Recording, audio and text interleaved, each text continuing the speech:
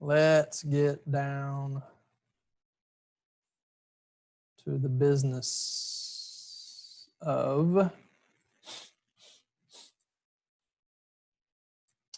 slavery in America and the Bible.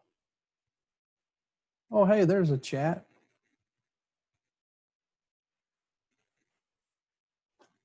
Okay. I can't keep up with all the windows, so it's hard to see all the little pop-ups. Okay. All right, before we get started with the slavery in America and the Bible, what do you guys, does anybody have like an opinion on it? Heard something in the news about it?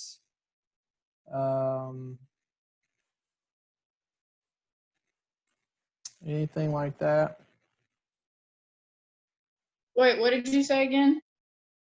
Does anybody have an opinion on slavery or heard something about slavery in America or in the Bible or anything like that? Yeah, they're trying to take down all of the monuments of all the people that were like basically involved in any type of thing involving slavery. Like Yep. Ulysses S. Grant, Andrew Jackson. Abraham Lincoln. No, the one that has the Native American and the slave, the African American on the other side of him, Teddy Roosevelt. Yep. That's what it was.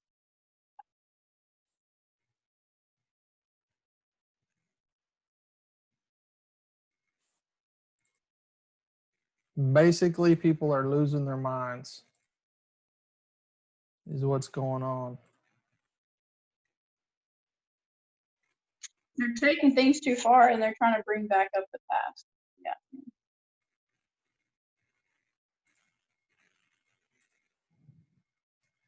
There we go. That's what I want.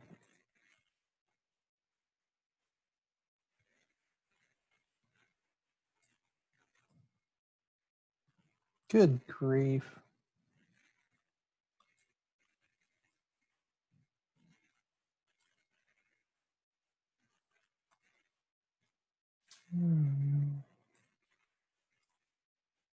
Bear with me just a minute here.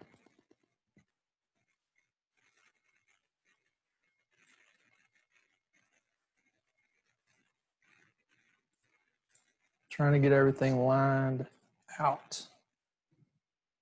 Ooh. I don't know if I want that.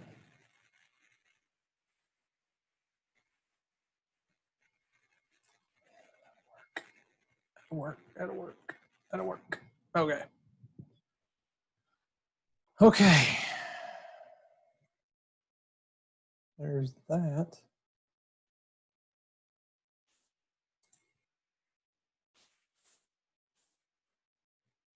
PowerPoint. Yeah, that's what I want right there. Okay.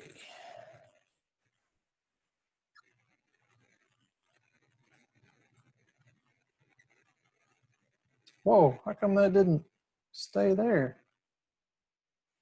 Man. Oh, that's what it's doing.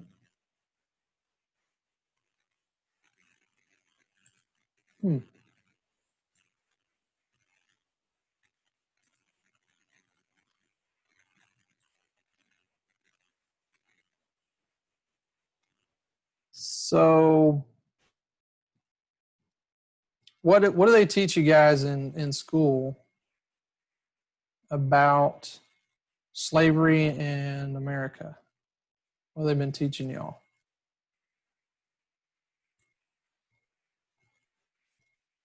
That the Africa sold their slaves.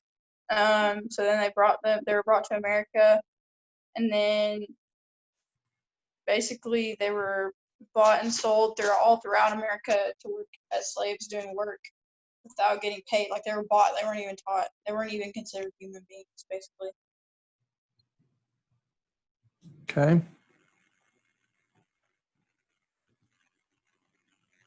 And we were taught about the Underground Railroad. What was that? What was the Underground Railroad? Where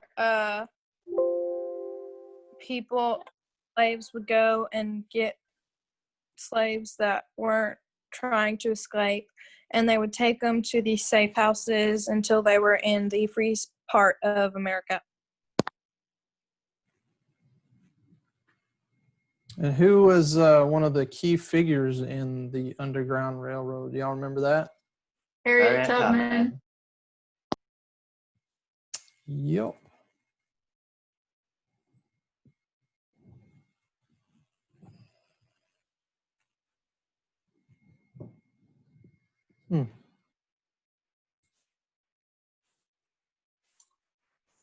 Harriet Beecher Stowe. Harriet what?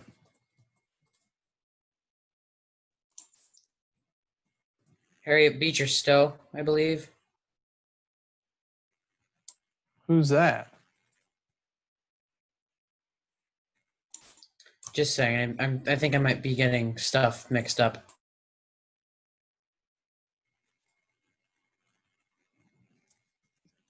Never mind. So what happened? What happened to, like, when did the slaves, how did the slaves get their freedom? Does anybody remember that? Civil War. Civil War. That was a start. Mama said the Emancipation, whatever that word is, Proclamation. Yep. That was a start as well. And who was the key figure behind that? Abraham Lincoln. Oh, Abe.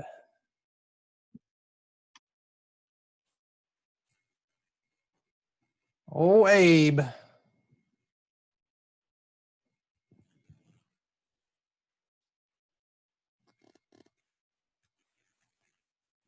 Okay, well, you guys know some history. And that's a good start. So now we're going to learn a little bit more. Let me just close out some windows here so I can see better. All right.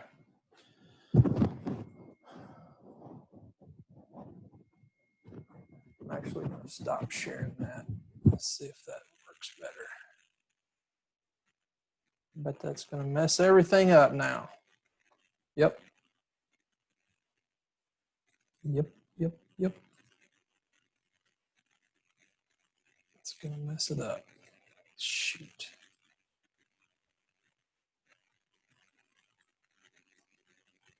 That's even worse.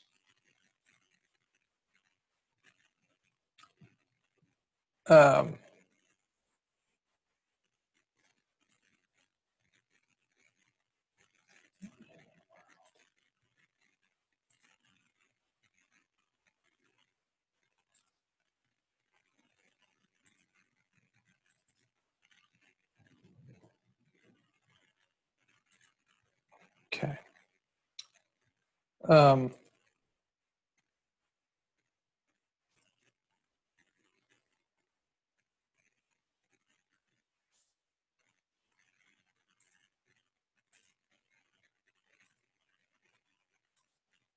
Well, that's just not going to do it.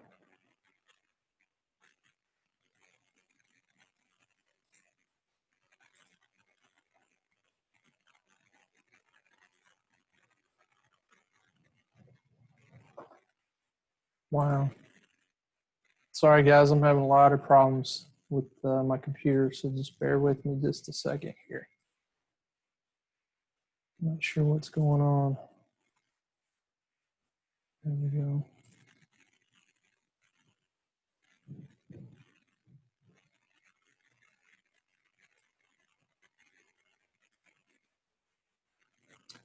Do you guys see racism and that kind of stuff going on around school?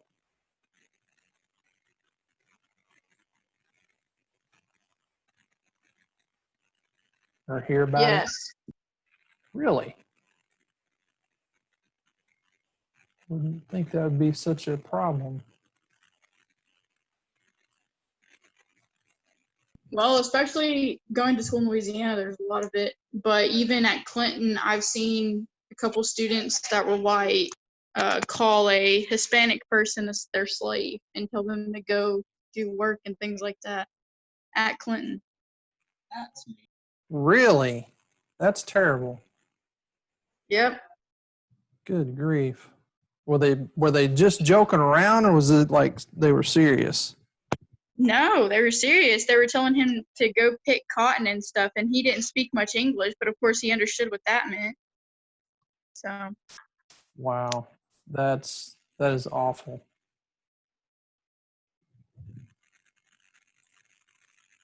That's ridiculous.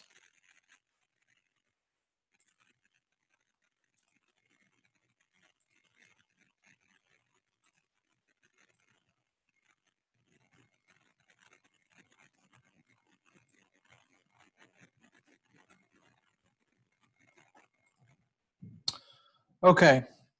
So, yes, like Sierra was saying, there was an article, and I printed part of it off. It came out yesterday, and well, shoot, I got to change this. There.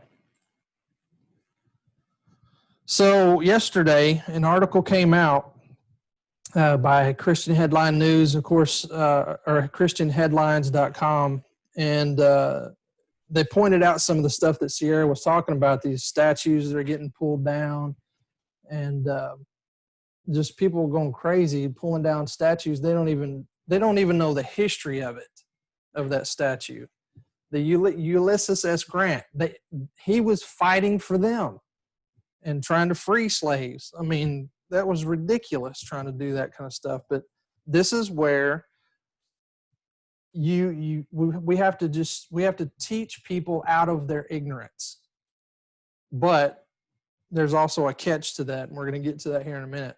But this article says, and keep in mind this is from yesterday, it said, a movement that began with the destruction of Confederate statues has now morphed into an anti-founders campaign, with statues of George Washington and Thomas Jefferson having been toppled in recent days.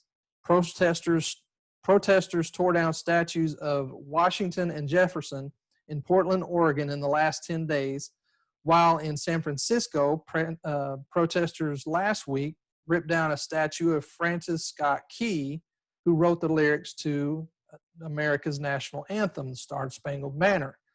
The statues of all three men were targeted because they owned slaves. So this is why we're studying this today. It's important not only to know the true account of our country's history, but it's also important to understand the true meaning of the Bible. Some people believe that the Bible condones slavery, and but the question is it the kind of slavery that America has been taught and practiced in history? So there is a difference. And you've heard the term, ignorance can be cured, but stupid is forever. You've heard that, right? So ignorance is just a lack of knowing something. You just don't know anything about it. That's ignorance. Stupid is not wanting to know that something. That's stupid, to not want to know the truth. So the truth, there's a truth to learn, but you just don't want to learn it. That's stupid. That's what stupid is. And if you can't teach an ignorant person, if you can't, and I don't mean argue and fight with them about it, if you can't teach an ignorant person, then let the stupid person go, because they don't want to hear you. They don't want to learn it. They're set in their own ways and they don't want the truth. And Yeah, you- my grandparents always said you can't fix stupid. That's right. And you ain't got time for that. Okay? Don't get into an argument. Don't get into a fight. Don't get into anything like that that's going to turn into an argument. Nobody ever came to Jesus by losing an argument. So, first of all, with the Bible, and you need to get your Bible. Elijah, I hope you got your Bible this week. I actually do have my Bible this week. Good. You're going to need it. We got some verses we're going to look up. All right. First of all, the Greek and the Hebrew word. So the Greek being the New Testament, the majority of the New Testament. The Hebrew is most of the Old Testament. The Greek and the Hebrew word are also the same words used for servant and bondservant. Okay? So when you see that word slave, it's the same word as servant or bondservant. And there's two different kinds of slavery in the Bible. The servant or the bondservant was paid for their work. And we're going to get to that. We're going to look at some of these verses and find this out. And then there's the slave that wasn't paid. And that's where you see the bad part of slavery, the beatings, the slave trade, that kind of thing, stealing people and selling them, put them into slavery. That was the bad side of it. But there was another side, and we're going to get to that. So, the Moody Bible Commentary for it was in the introduction of Philemon. It says this, and it's pretty long, so let me read this. Slavery was a basic and accepted element of first century society. While the practice strikes many of us as perverse and barbaric, we should keep in mind that the ancient Greece and Roman slavery was different from American slavery in at least 4 ways. First, it was not associated with ethnicity. So it wasn't just black slaves. It wasn't just Mexican slaves. It wasn't just Chinese slaves. It was a whole mix. Slaves could be from any nation and race. Secondly, slavery was rarely permanent. Many gained freedom within a decade. So within a 10-year period, most of them were freed. Some were able to save money and buy their own freedom. Others even gained Roman citizenship when they were freed. Third, for many, slavery acted as bankruptcy. See, today, when people file for bankruptcy, they say, I can't pay all this debt. I can't pay all these bills. They would put themselves into slavery, quote unquote, or servanthood, or bondservant. That'd be the better definition, the better word to use. If they were unable to pay debts, selling oneself as a slave ended obligations to the creditors, in a sense, gaining oneself a kind of freedom. They got freedom from that debt, but they had to work for it. Fourthly, many slaves, whether owned by the government or by the wealthy, lived much more comfortably than the freedmen who were poor. So keep that in mind. All right, so first verse we're going to look up. Turn to Ephesians in the New Testament. Romans, 1st, 2nd Corinthians,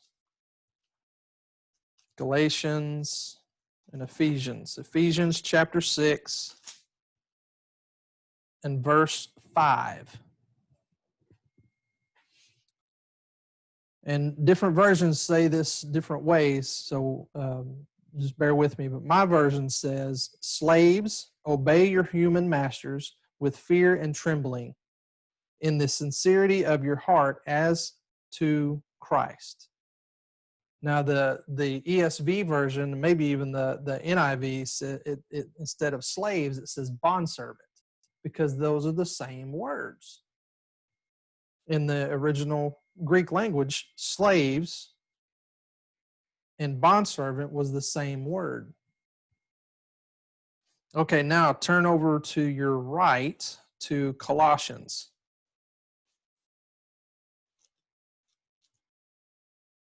I think I passed it. Yep, I did. It's just like a couple books over, so they're small chapter or small books. So Colossians chapter 4, verse 1 says, "Masters, supply your slaves or bondservants with what is right and fair, since you know that you too have a master in heaven." Now, there's a couple things we're going to look at here. The Greek word again, servant, bondservant, not just slave. But also notice how Paul is telling them to treat that servant. What is he telling them? To treat them fair. Treat them fairly. Supply your slaves with what is right and what is fair. Now, I want to point out something else to you too. Notice here at the end of that, he says, since you know that you too have a master in heaven. So what is Paul calling the masters in that last part?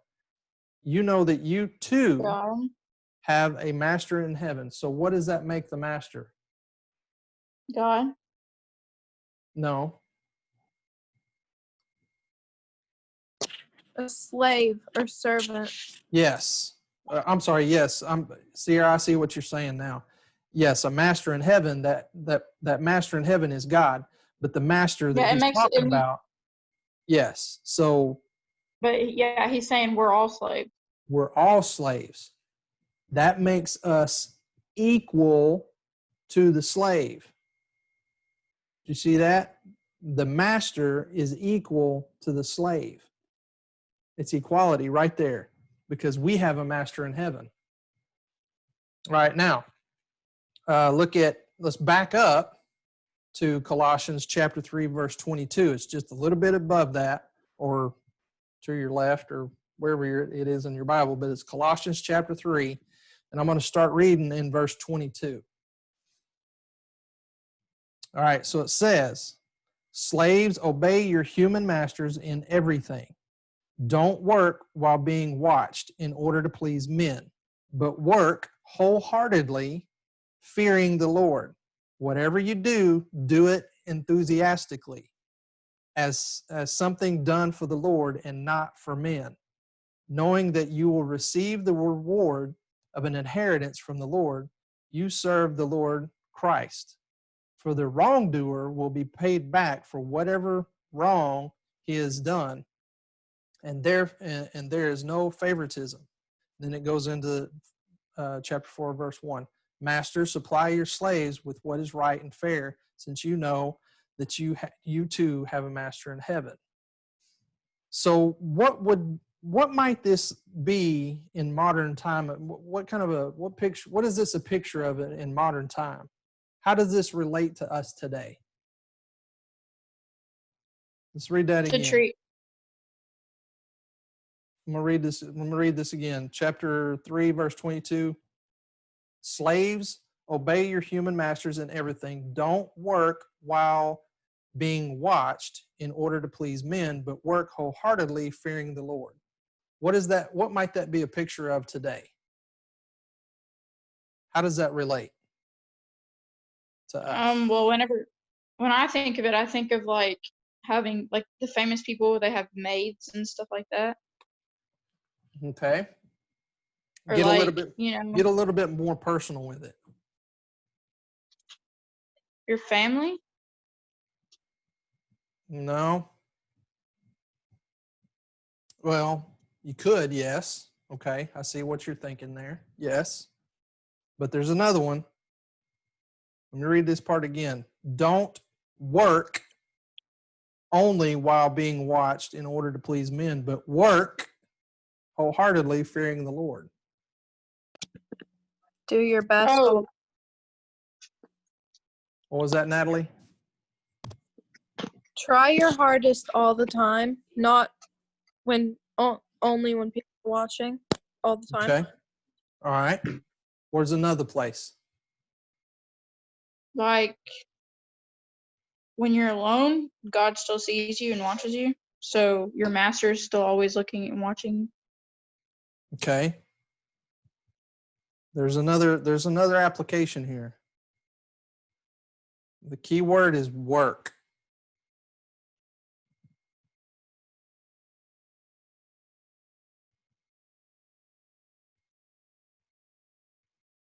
Katie, Bell, Nathan, what do y'all think? Don't work only while being watched in order to please men, but work wholeheartedly, fearing the Lord. What do you think that might how do you think that might relate to us today?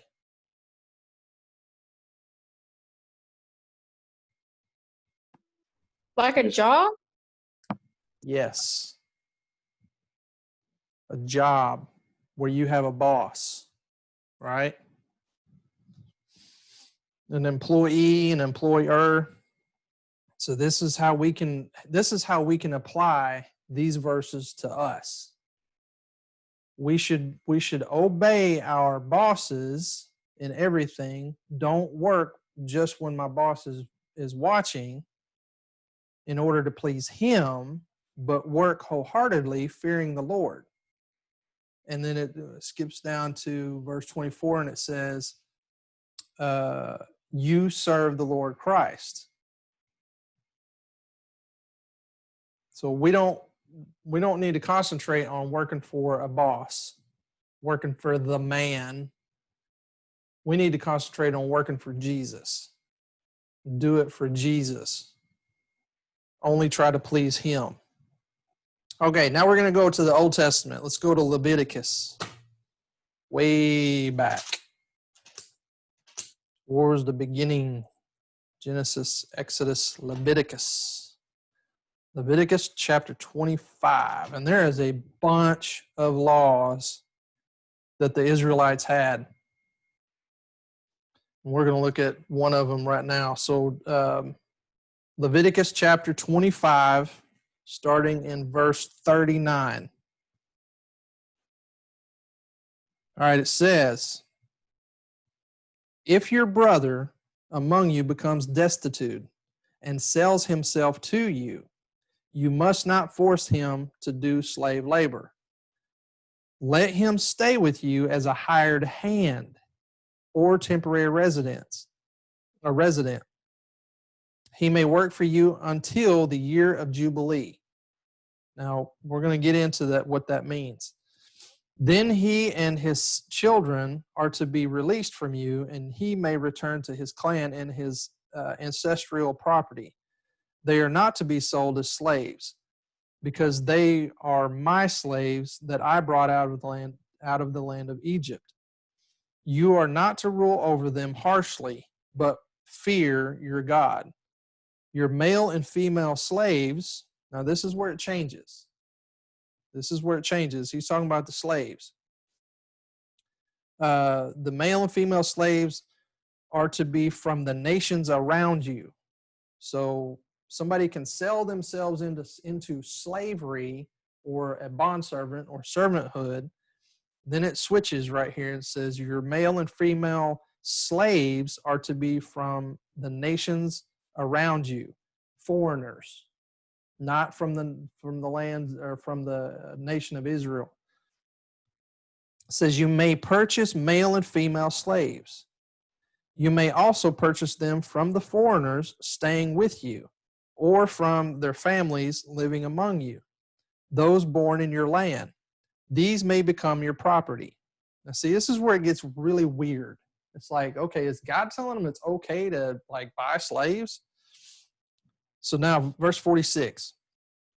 You may leave them to your sons after you. You may leave them to your sons after you to inherit as property. So once they died, they could pass them on to their sons. You can make them slaves for life. But concerning your brothers, the Israelites, you must not rule over one another harshly. So right there, if they've given themselves into servanthood and to bond servant because they can't afford something, they've got debts or whatever, they can't treat them harshly. Right there, God tells them you can't beat these bond servants. If a foreigner or a temporary resident living among you prospers, so a foreigner, and we talked about that. He said that in verse 44, from the nations around you, foreigners. If a foreigner or temporary resident living among you prospers, but your brother living near him becomes destitute and sells himself to the foreigner living among you or to a member of the foreigner's clan, he has the right of redemption after he has been sold. One of his brothers may redeem him, his uncle or cousin may redeem him, or any of his close relatives from his clan may redeem him. If he prospers, he may redeem himself. So even the foreigners, even these people that can be bought and sold into slavery, they can actually have an Israelite slave. It's really weird. But it still comes down to you can't treat them harshly. Now watch. Verse 50. Make sure I'm on track here. Yep. We're going down to verse 55. Verse 50. The one who purchased him is to calculate the time from the year he sold himself to him until the year of Jubilee. The sale of the price of his sale will be determined by the number of years. It will be set for him like the daily wages of a hired hand. If many years are still left, he must pay his redemption price in proportion to them based on his purchase price. If only a few years remain until the year of Jubilee, he will calculate and pay the price of his redemption in proportion to his remaining years. He will stay with him like a man hired year by year. A foreign owner is not to rule over him harshly in your sight. If he is not redeemed in any of these ways, he and his children are to be released at the year of Jubilee. For the Israelites are my slaves; they are my slaves that I brought out of the land of Egypt. I am Yahweh your God. So the year of Jubilee is this.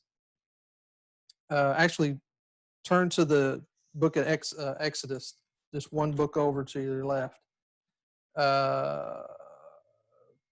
Chapter 21.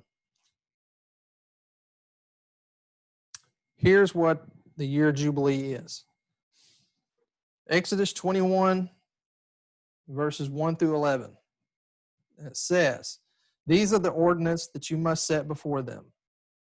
And this is God talking to Moses. When you buy a Hebrew slave, he is to serve for 6 years. Then in the 7th, he is to leave as a free man without paying anything.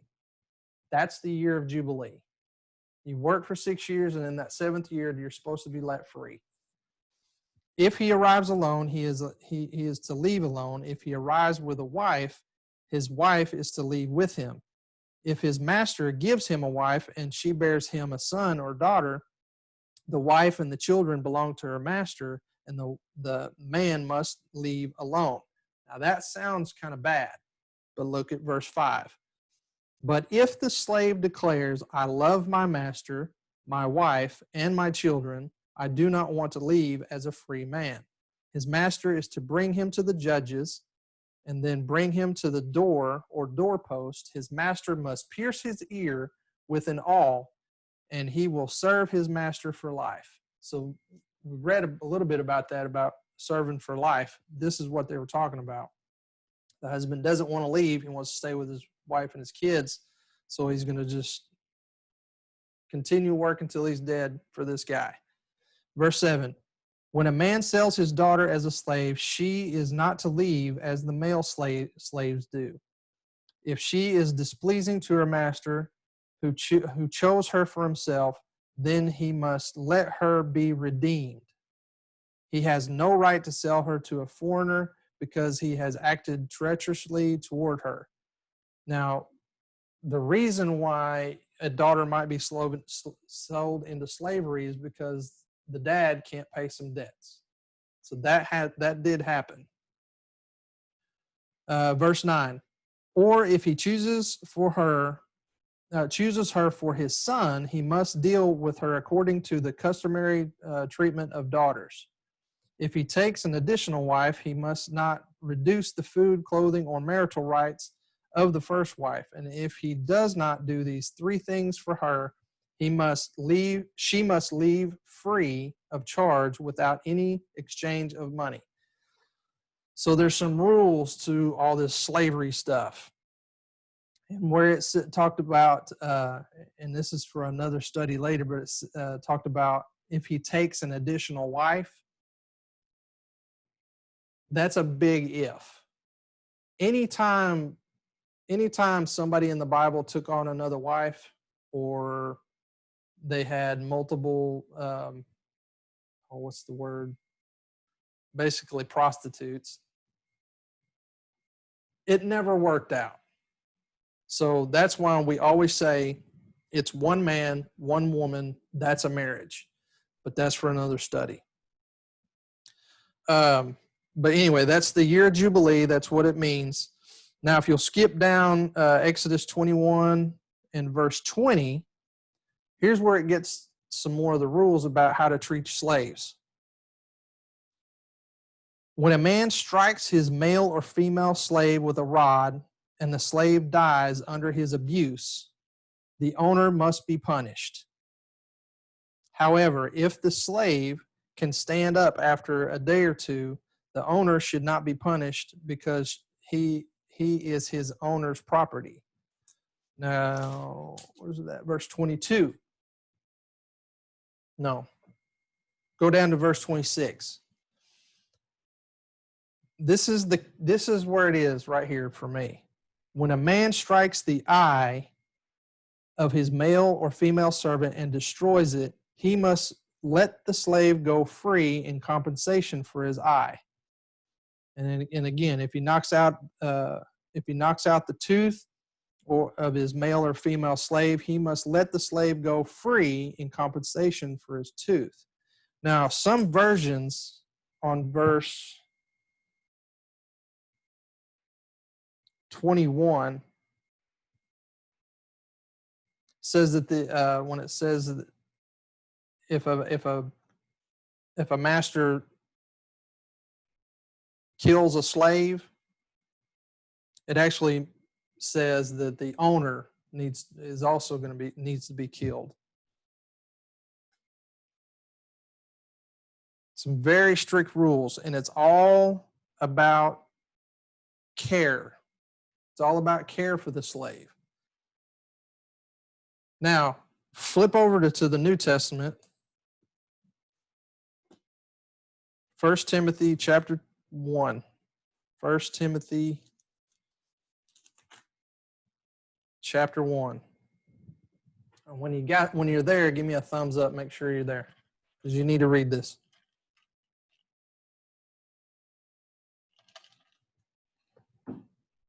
First Timothy chapter 1. Okay, Elijah's got it. He's the first one. 1 Timothy chapter 1. Let me know when you're there. Give me a thumbs up. Nathan's got it. Sierra and Donnie's got it. Which Timothy? 1 Timothy.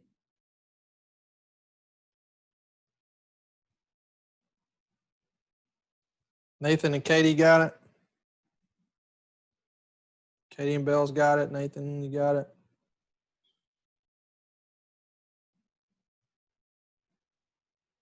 All right.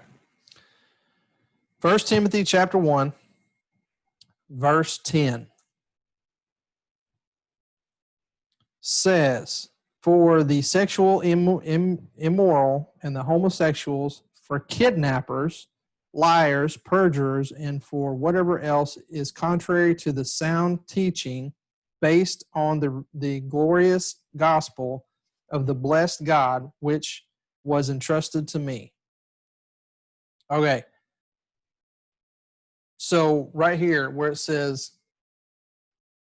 kidnappers, does anybody have a different word?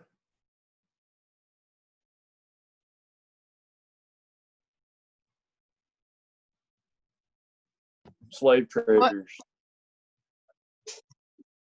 Slave What traders. verse is it? It's verse 10. Slave traders.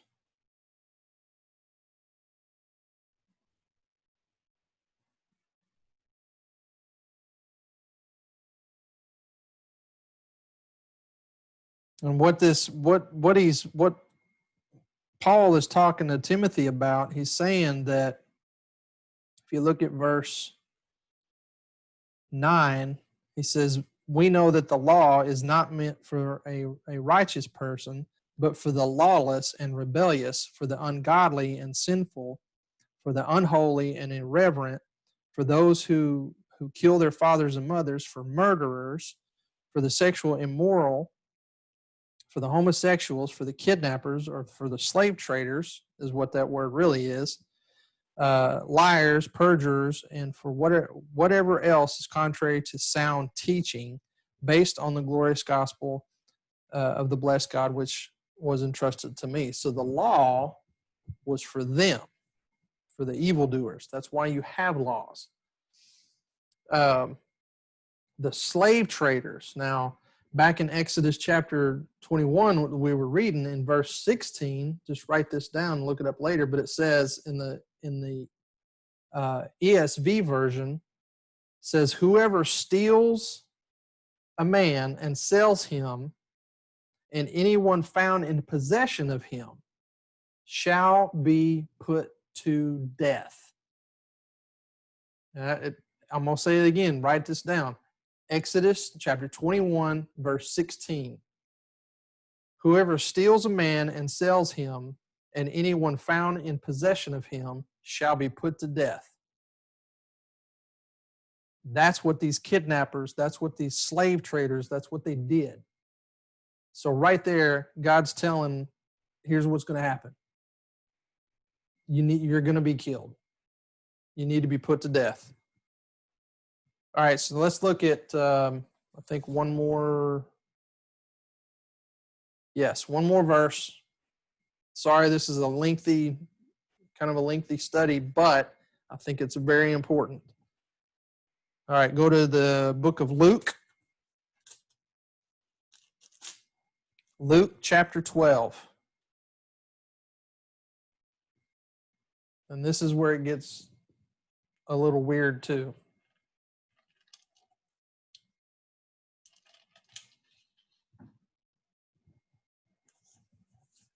Luke chapter 12. Everybody with me?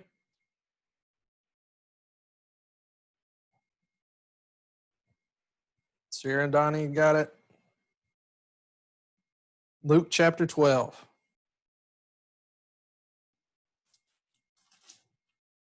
Nathan's got it.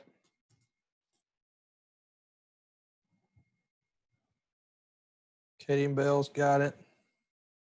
Elijah, you with me? Yeah, I'm here. I got it. Okay. Luke chapter 12, and you might have to flip a page because we're gonna read verse 47. It says, and that slave who knew his master's will and didn't prepare himself to or do it will be severely beaten. Now, I can't tell you how many times people will grab onto what Jesus said in this parable and just that one verse right there. and say, see, it's okay to beat your slaves. But it's all about context. We got to read more verses. We got to figure out why Jesus told this parable. Now, let's back up to verse 41. It says, Lord, Peter asks, are you telling this parable to us or to everyone? The Lord said, who then is the faithful and sensible manager? His master will put in charge of his household servants to give them their allotted food at the proper time.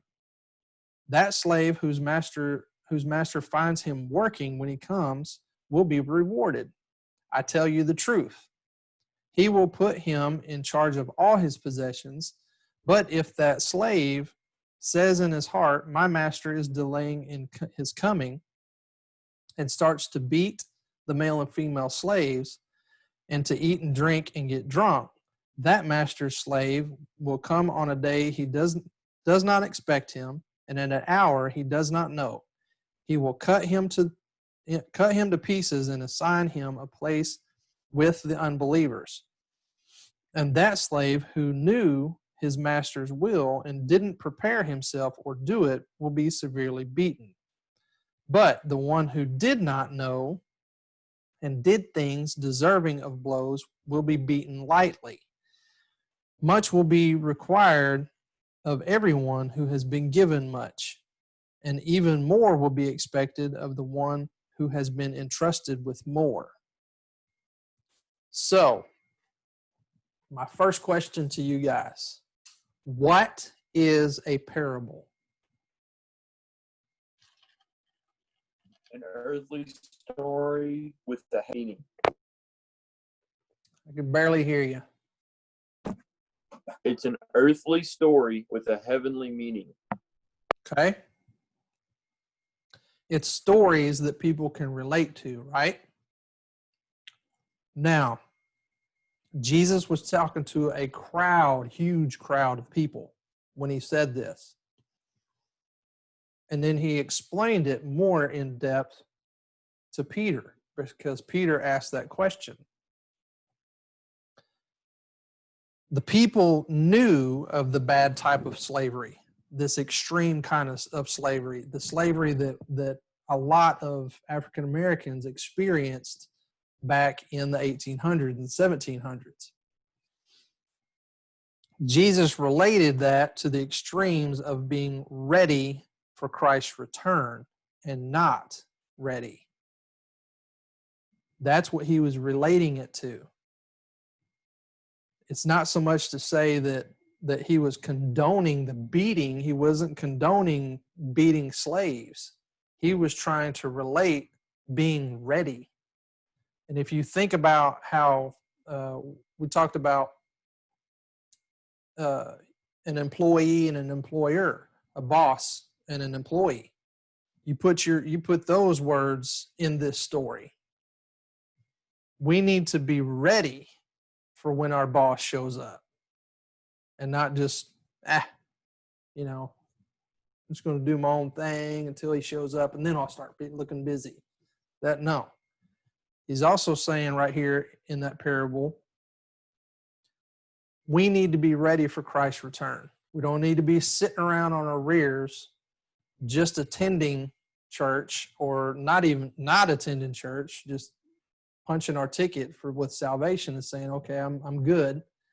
No, we need to be preparing. We need to be sharing the gospel, doing things for the kingdom of God, not just sitting around waiting for him to show up, because he's telling us there's not going to be any rewards. All right. So now let's switch gears. I'm going to finish off that headline, or part of that story from that headline from ChristianHeadlines.com. Jefferson and Washington, the statues that got torn down. Jefferson and Washington questioned, and I'm reading their article. Excuse me. Jefferson and Washington questioned the morality of slavery, but owned hundreds of slaves during their lives. Jefferson called slavery a moral depravity and a hideous blot. Washington famously had his slaves freed after his wife's death. This is stuff that you don't learn, not just in a history book or in a classroom setting. All I've ever heard is George Washington and Thomas Jefferson, yeah, they owned slaves. But they also were trying to get rid of slavery. They were trying to abolish it. So what's going on? What's the history there? You gotta do a lot of digging to get that truth.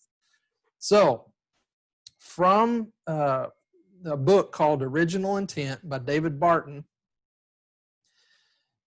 he had a quote, and of course this was some of Thomas Jefferson's own writings. So it was basically, it's kind of like our Bible. It's a copy of a copy of a copy. But his original writings were later written in a book. Of course, he didn't write that book. He just had all these writings. But anyway, Thomas Jefferson said, the whole, and I apologize, you're going to have to kind of pay attention.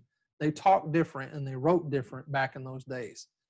Thomas Jefferson said, the whole commerce between master and slave is a perpetual exercise of the most boisterous passions, the most unremitting despotism, which means absolute power in an oppressive way, on one part, and degrading submissions on the other.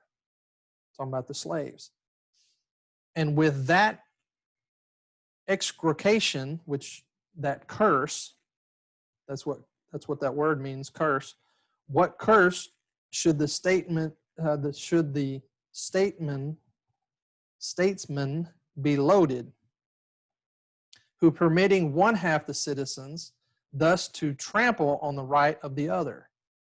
And can the liberties of a nation be thought secure when we have removed their only firm basis, a conviction in the minds of the people that these liberties are of the gift of God, that they are not to be violated, but with his wrath?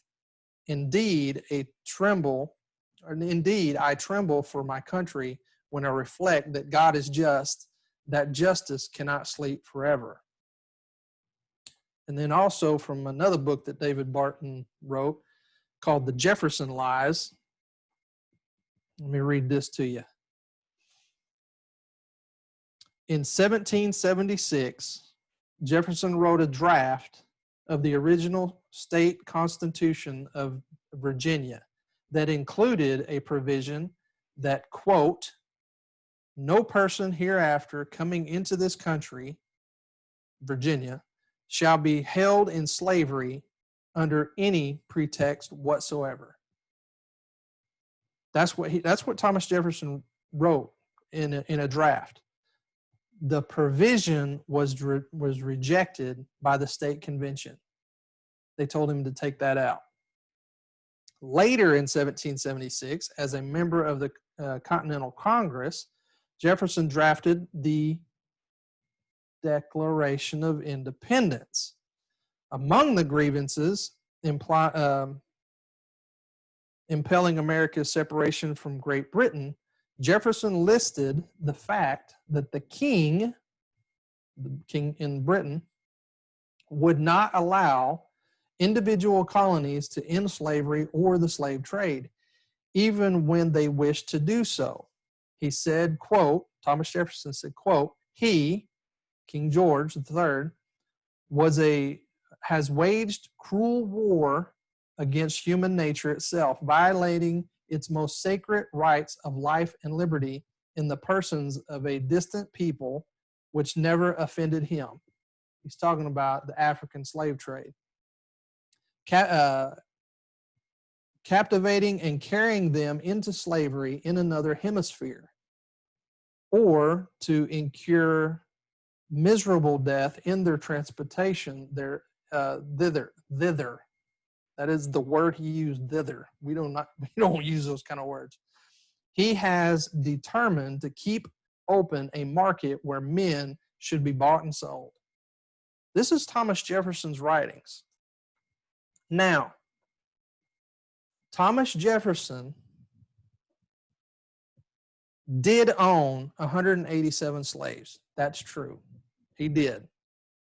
But do you know how he got them? Do you know how Thomas Jefferson got the slaves that he had? Anybody take a guess? Inherited.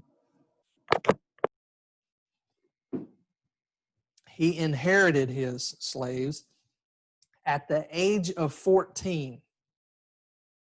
Jefferson said, quote, at 14 years of age, the whole care and direction of myself was thrown on myself entirely without a relation or friend qualified to advise or guide me.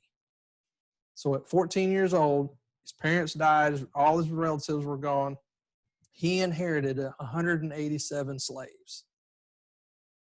In 1692, Virginia law, which is where Thomas Jefferson is from, Virginia law stated that no Negro or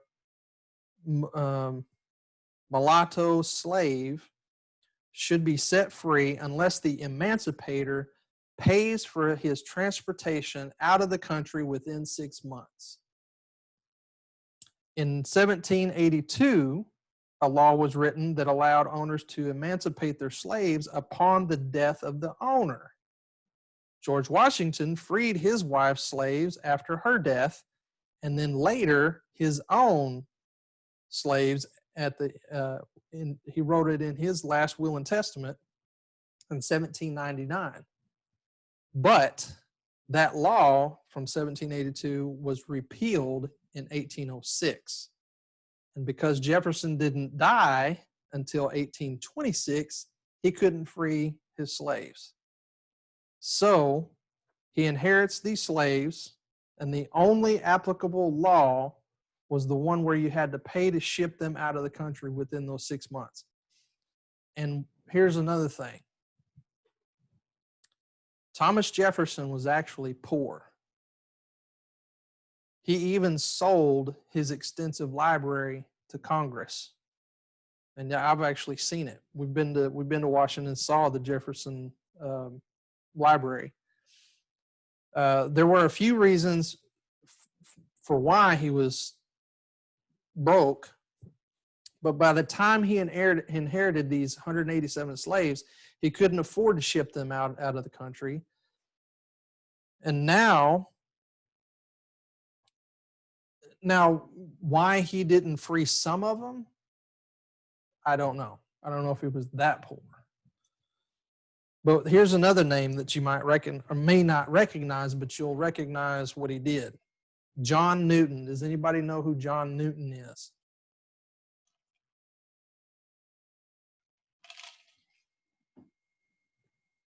How about the song Amazing Grace? Amazing grace, how sweet the sound that saved a wretch like me. That's John Newton. John Newton wrote that. He was a slave trader. He got saved. He wrote this song, and he worked to abolish slavery after he got saved. So,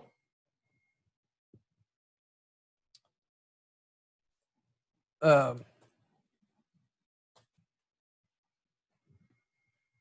lesson to learn from John Newton is that Jesus can change everything. He died on a cross. He paid for our sins. He was dead for 3 days. God raised him from the dead so that we can have a relationship with him. He changed John Newton. He changed me, and he can change you.